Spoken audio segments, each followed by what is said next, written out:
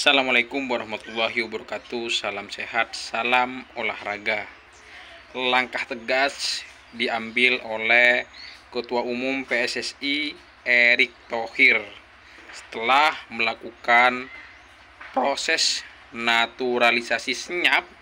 Kabarnya ada 3 pemain top dunia akan memperkuat timnas Indonesia. Langkah tegas ini diambil setelah timnas Indonesia mengalami kekalahan memalukan, kekalahan yang cukup besar. 2 pertandingan Indonesia kebobolan dengan jumlah gol yang sangat banyak, berhadapan dengan Australia dan terakhir berhadapan dengan Jepang, kalah setengah lusin gol. Sehingga ini membuat Ketum PSSI bergerak cepat melakukan operasi senyap untuk kemudian memperkuat beberapa lini yang dianggap mungkin menjadi titik lemah timnas Indonesia. Kabarnya, saya mengutip dari media dsw.id, seperti yang saya katakan, ada 3 pemain top dunia yang akan dilakukan proses naturalisasi. Kita tunggu apakah itu betul-betul terwujud sehingga membuat Indonesia semakin kuat menghadapi round 4 kualifikasi Piala Dunia 2026, karena Indonesia sendiri tinggal selangkah lagi untuk memastikan bisa lolos ke putaran Piala Dunia 2026, mencatatkan sejarah pertama kalinya perwakilan tim dari Asia Tenggara lolos ke putaran Piala Dunia 2026. Kita doakan saja semoga timnas Indonesia bisa lolos ke putaran Piala Dunia 2006 dengan apa yang dilakukan oleh segenap pengurus PSSI, pelatih, dan pemain. Nah, siapakah di antara ketiga pemain tersebut? Yang pertama adalah Mauro Zylstra. Ini yang memang sudah sangat lama dikaitkan dengan timnas Indonesia untuk dilakukan proses naturalisasi. Posisinya sebagai seorang penyerang bermain dari Belanda, pemain keturunan yang kabarnya sudah dilakukan proses naturalisasi oleh Ketum PSSI Erick Thohir. Nah, pemain keturunan Belanda Indonesia ini dikenal sebagai penyerang yang hebat di lini serang. Karir juniornya pernah bermain bersama Ajax Amsterdam dan kini bermain di Liga 2 Divisi Belanda, FC Volendam. Mauro Zylstra punya postur yang cukup menjulang 190 cm, kuat dalam duel udara dan punya insting mencetak gol yang kuat. Masih muda dan ini menambah kekuatan lini depan timnas Indonesia yang dalam beberapa hari atau minggu ini banyak yang mengatakan Indonesia terlalu Oleh-Romeni-sentris, sehingga memang Indonesia membutuhkan penyerang baru yang lebih segar, lebih fresh. Karena kalau kita melihat tipikal Oleh-Romeni ini adalah tipikal striker yang oportunis, bisa bergerak fleksibel ya, ke kanan, ke kiri, karena memang dia bisa bermain di berbagai posisi. Sehingga Indonesia membutuhkan seorang penyerang yang memang klinis di dalam kotak penalti. Dan Mauro Zylstra kalau memang ini fix, maka ini adalah jawaban yang dibutuhkan timnas Indonesia, karena tingginya cukup menjulang 193 cm.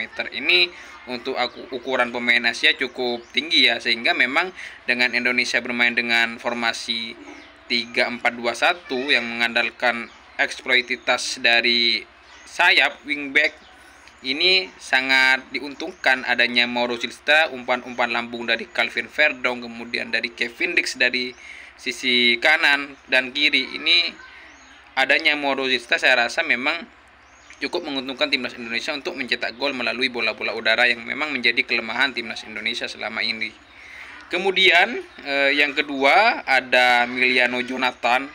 Ini posisinya sebagai winger eksplosif kelahiran Arnhem. Ini memiliki kecepatan luar biasa dan kontrol bola di atas rata-rata.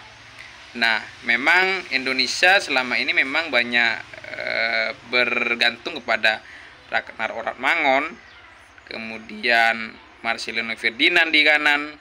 Kemudian ada beberapa pemain lokal yang masih saya rasa butuh penyegaran ya, butuh yang lebih fresh.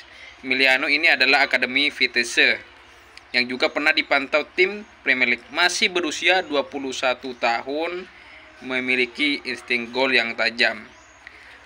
Sebagai seorang winger tentu dia mempunyai kemampuan skill individu di atas rata-rata ya.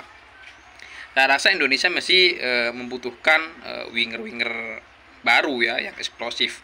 Tentu kalau ini memang juga bisa dinaturalisasi, kemungkinan memang Olen Romini dan Emiliano ini Jonathan ini bisa berduet di belakang Emiliano Zylstra ya.